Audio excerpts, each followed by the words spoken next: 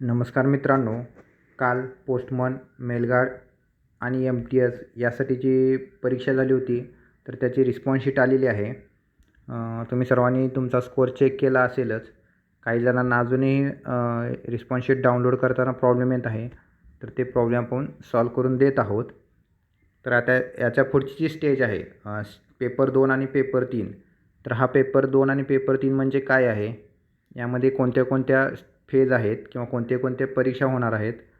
त्याचप्रमाणे तुमचा पेपर 1 वरून कट ऑफ कसा लागणार आहे? कट ऑफसाठी काय क्रायटेरिया आहेत? याविषयी आपण सविस्तरपणे या व्हिडिओमध्ये पाहणार आहोत.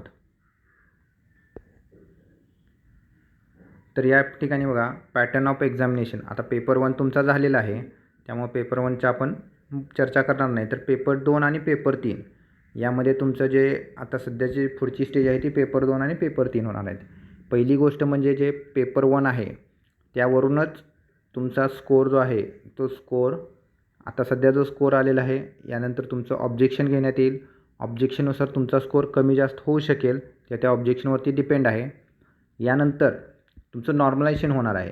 म्हणजे तुमचा आत्ता आलेला स्कोअर यामध्ये सेकंड की किंवा फायनल कीनुसार होणारा स्कोअर आणि त्या स्कोअरनंतर होणार नॉर्मलायझेशन. अशा अजून 2 फेज आहेत किंवा 2 टप्पे आहेत. त्यानुसार तुमचा एक स्कोअर येईल. त्यानुसार तुमची पेपर 2 किंवा पेपर 3साठी निवड होणार आहे. तर आता पेपर 2 काय आहे बघा.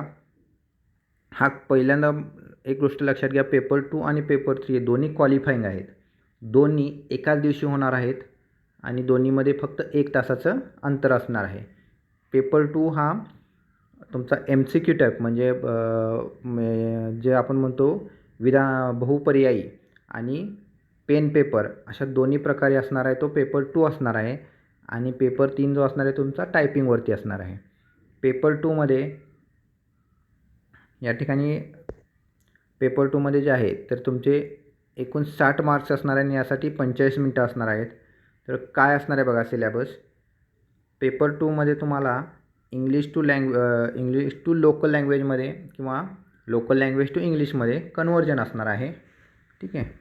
आणि या ठिकाणी जे हे आहेत क्रायटेरिया, आता पेपर 1मध्ये जे आहे तर तो तुमचा मिनिमम क्वालिफाईंग मार्क्स जे आहेत ते SC STसाठी 33%, OBCला 37%, ओपनसाठी 40%, EWSला 37%. म्हणजे 100पैकी कमीत कमी तुम्हाला एवढे मार्क्स हे मिळालेच पाहिजे तरच तुम्ही पेपर 2साठी क्वालिफाईंग व्हाल. आता ह्या कमीत कमी क्रायटेरिया आहे. याचा अर्थ असा होत नाही की तुम्हाला एवढे मार्क मिळाले म्हणजे तुम्ही पेपर 2ला क्वालिफाय व्हाल. कमीत कमी एवढे, याच्यापेक्षा कमी मार्क्स असणारा पेपर 2साठी क्वालिफाय होणार नाही. जास्तीत जास्त किती येऊ शकतो, 60, 70, 65 किती लागेल तो लागेल, तो आपण नंतर पाहू. पेपर 2साठी हाच क्रायटेरिया असणार आहे क्वालिफाईंगचा. आता हा मी जो शब्द वापरतो आहे क्वालिफाईंग का, तर पेपर 2चे मार्क्स हे तुमचे काउंट म्हणजे प्रत्यक्ष तुमच्या सिलेक्शनमध्ये काही त्याचा महत्त्व नसणार आहे. फक्त तुम्हाला तिथं क्वालिफाईंग व्हायचं आहे. पेपर 3ला सुद्धा क्वालिफाईंगच व्हायचं आहे. पेपर 2मध्ये तुम्हाला 33% SC STसाठी मिळवायचे आहेत. आता ओपनसाठी विचार केला तर 40%, म्हणजे एकूण 60 मार्क आहेत त्यापैकी तुम्हाला 40% मार्क मिळाले. म्हणजे 24च मार्क तुम्हाला क्वालिफाईंगसाठी पाहिजेत. 24पेक्षा जास्त पडले, 24 किंवा 24पेक्षा जास्त पडले तर तुम्ही ओपनचे असाल तर ऑटोमॅटिक क्वालिफाय व्हाल. बाकीच्यासाठी विचार केला तर OBCसाठी 37% आहे, EWSसाठी सुद्धा 37% आहे आणि PWDसाठी 33% आहे. तर 60पैकी हे जे क्रायटेरिया आहेत ते तुम्हाला क्वालिफाईंग करतात. ह्याच्यापेक्षा तुम्हाला ह्याच्यापेक्षा तुम्हाला जास्त मार्क मिळवायचे आहेत. जास्त मार्क मिळाले त्याचा कोणताही परिणाम तुमच्या सिलेक्शनवरती होणार नाही. कमीत कमी म्हणजे एखाद्याला आउट ऑफ मार्क मिळाले आणि एखाद्याला एवढे जरी मार्क मिळाले 33, 37, 40% त्यांची लेवल एकच असणार आहे. पण पेपर 1मध्ये जे मार्क्स पडतील त्यानुसार त्याची फायनल सिलेक्शन होईल. पेपर 3मध्ये बघा, पेपर 3मध्ये तुम्हाला टायपिंग टेस्ट आहे. टायपिंग टेस्ट ही तुमची कॉम्प्युटरवरती होणार आहे आणि ती फक्त आणि फक्त इंग्लिशमध्येच होणार आहे. यासाठी एकूण जे मार्क्स असणार ते 40 असणार आहेत आणि त्याचं ड्युरेशन हे 20 मिनटं असणार आहे. आता या ठिकाणी त्याचं जे सिलेक्शन आहे किंवा क्वालिफाईंगचं जे टक्केवारी आहे ती बघा, SC STसाठी 65%, OBCला 70%, UR म्हणजेच तुमची ओपन असेल तर 75%. म्हणजे 40च्या 75% तुम्ही काढला तर 30 मार्क, म्हणजे 40पैकी तुम्हाला 30 मार्क हे टायपिंग टेस्टमध्ये मिळवायचेच आहेत. आता OBCचा विचार केला किंवा EWSचा विचार केला तर त्यांना 28 मार्क्स लागतील 40पैकी. म्हणजे पेपर 2 आणि पेपर 3मध्ये हे मिनिमम तुम्ही जेव्हा मार्क घ्याल क्वालिफाईंग एवढे, तिथंच तुम्ही तुमचं सिलेक्शनसाठी कन्सिडरेशन होईल. तुमचं पेपर 1मध्ये ज्या पद्धतीने स्कोअर असेल त्यानुसार तुमचं फायनल सिलेक्शन होईल. तर पेपर 2मध्ये असणारा सिलेबस पाहूया आपण. तर पेपर 2चं जे आहे 45 मिनिटात 60 मार्कांचा हा पेपर असणार आहे. तर translation of word from English to local language, इंग्लिशमधून लोकल लँग्वेज म्हणजे इंग्लिशमधून मराठीमध्ये तुमचं ट्रान्सलेशन असणार आहे. हा बहुपर्याय म्हणजे MCQ टाईप क्वेश्चन असणार आहे. एक इंग्लिश शब्द देतील, त्याचे 4 मराठीमधले ऑप्शन देतील, त्यानुसार तुम्हाला तो करेक्ट कोणता ऑप्शन आहे ते शोधायचा आहे. असे 15 क्वेश्चन असणार आहेत आणि प्रत्येक क्वेश्चनला 1 मार्क असणार आहे. Translation of words from local language to English, आता इथं उलट आहे.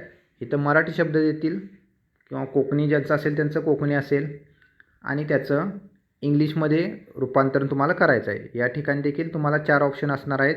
त्यातला करेक्ट ऑप्शन कोणता आहे तो तुम्हाला निवडायचा आहे.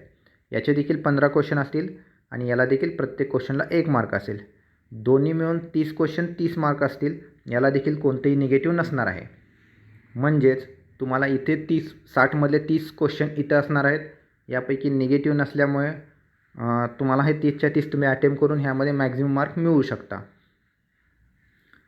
त्यानंतर पुढचा जो आहे तो तुम्हाला letter writing in local language in 80 to 100 word, म्हणजेच तुम्हाला एक पत्र लिहायचं आहे. त्यासाठी तुम्हाला 3 विषय देतील, त्या 3पैकी एक विषय निवडायचा आहे. निबंध पुढचा जो पार्ट आहे तो देखील निबंधाचा आहे. त्याला देखील सेम आहे. लोकल लँग्वेजमध्ये तुमचं मराठीमध्ये, पत्र आणि निबंध दोन्ही लोकल लँग्वेजमध्येच म्हणजे मराठी किंवा कोकणीमध्ये असतील. 80 ते 100 शब्दामध्ये ते तुम्हाला लिहायचे आहेत. यासाठी तुम्हाला 3 पर्याय देतील, त्या 3पैकी एक विषय तुम्हाला निवडायचा आहे. दोन्हीला प्रत्येकी 15-15 मार्क्स असणार आहेत. म्हणजे इथं टोटल तुमचे 60 मार्क्स असणार आहेत. आता 60पैकी जसं आपण क्वालिफाईंग बघितलेलं, 60पैकी तुम्हाला जे क्वालिफाईंग आहे तुमचे त्यानुसार तुम्हाला तिथं मार्क्स मिळवायचे आहेत. जर टोटल विचार केला तर हे मार्क्स तुम्हाला मिळू शकतात. म्हणजे यामध्ये तुम्हाला काही अवघड किंवा खूप जास्त डिफिकल्ट अशी गोष्ट असणार आहे असं नाही आहे. जे 40% मार्क्स असतील जे ते तुम्हाला इथं सहजपणे मिळू शकतात. ओपनसाठी जे तुमची कास्ट वगैरे असेल तर त्यासाठी अजून कमी आहे. त्यानंतर पेपर 3 बघा, 20 मिनिटाचं ड्युरेशन असणार आहे, 40 मार्क्स असणार आहे. पेपर 3मध्ये काय तुमची टायपिंग टेस्ट आहे, ती इंग्लिशमध्ये ऑनलाईन कॉम्प्युटरवरती होणार आहे. यासाठी तुम्हाला एक पॅरेग्राफ देतील, तो पॅरेग्राफ तुम्हाला टाईप करायचा आहे. साधारणपणे 2000 शब्दांचा, म्हणजे 2 शब्दांचा म्हणण्यापेक्षा आपण 2000 वेळा तुम्हाला ती की प्रेस करावी लागेल. अशा दृष्टिकोनातून तो पॅरेग्राफ असणार आहे. 20 मिनिटाचं ड्युरेशन असणार आहे. हा देखील क्वालिफाईंग असणार आहे. याचे आपण मार्क डिटेल आपण बघितलेले की तुम्हाला ओपनसाठी 30 मार्क म्हणजे 40पैकी 30 मार्क तुम्हाला मिळवावे लागतील. OBCला 28 वगैरे मार्क्स मिळवावे लागतील. एवढे जर मार्क मिळाले तर तुम्ही ती स्टेज क्लिअर होत आहे किंवा ते क्वालिफाईंग होतात. आता पेपर 2 आणि पेपर 3 दोन्ही क्वालिफाईंग असतील. पण पेपर 1मध्ये क्वालिफाईंग म्हणजे नक्की पेपर 2 आणि पेपर 3साठी कुणाची निवड होणार आणि किती जणांची होणार. तर जे पेपर 1 आणि पेपर 1मधले जे मार्क्स आहेत ते तुमचे पेपर 2 आणि पेपर 3साठी कन्सिडर केले जातील. एकास 4 हे अतिशय महत्त्वाचं बघा, फक्त एकास 4 या प्रमाणात तुमची पेपर 2 आणि पेपर 3साठी निवड होणार आहे. पेपर 2 आणि पेपर 3 एकाच दिवशी होणार आहेत. दोन्हीमध्ये एकाचाच गॅप आहे आणि ज्यांना फायनल सिलेक्शन पाहिजे त्यांनी दोन्ही पेपरला क्वालिफाईंग होणं गरजेचं आहे. म्हणजेच असं नाही चालणार की पेपर 2 दिला आणि पेपर 3 नाही किंवा पेपर 3 देणार पेपर 2 नाही. तर दोन्ही पेपरसाठी तुम्ही क्वालिफाईंग होणं गरजेचं आहे. जर एकास 4 हा विचार जर बघितला आपण तर बऱ्यापैकी ज्यांची स्टेज 1 क्लिअर होईल त्यांना एक चांगली संधी मिळेल पेपर 2 किंवा पेपर 3मधून आपली निवड निश्चित करण्याची. आता या ठिकाणी एकास 4 हे प्रमाण इथं दिलेले आहे बघा. मात्र पोस्टमन आणि मेलगार्ड यांची परीक्षा वेगळ्या दिवशी होईल, MTSची परीक्षा वेगळ्या दिवशी होईल. पण पेपर 2 आणि पेपर 3 त्या ह्याचे एकाच दिवशी होतील.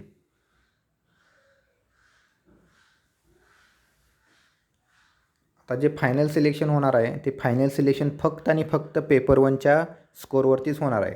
म्हणजे तसं पाहायला गेलं तर तुम्हाला जे स्कोर काढायचा होता किंवा करायचा होता तो होऊन गेलेला आहे. पेपर 2 आणि पेपर 3 यामध्ये फक्त तुम्हाला क्वालिफाय व्हायचं आहे. त्यामुळे तुमचा जो स्कोर असणार आहे, ज्याला चांगले मार्क आहेत, अतिशय चांगले मार्क आहेत, त्याने फक्त क्वालिफाईंग पेपर 2 आणि पेपर 3मध्ये झाल्यानंतर त्याची निवड ही जवळजवळ निश्चित असणार आहे. आता हे चांगले मार्क्स म्हणजे किती, कट ऑफ किती लागेल किंवा काय लागेल याविषयी आपण डेटा अजून गोळा करतो आहे.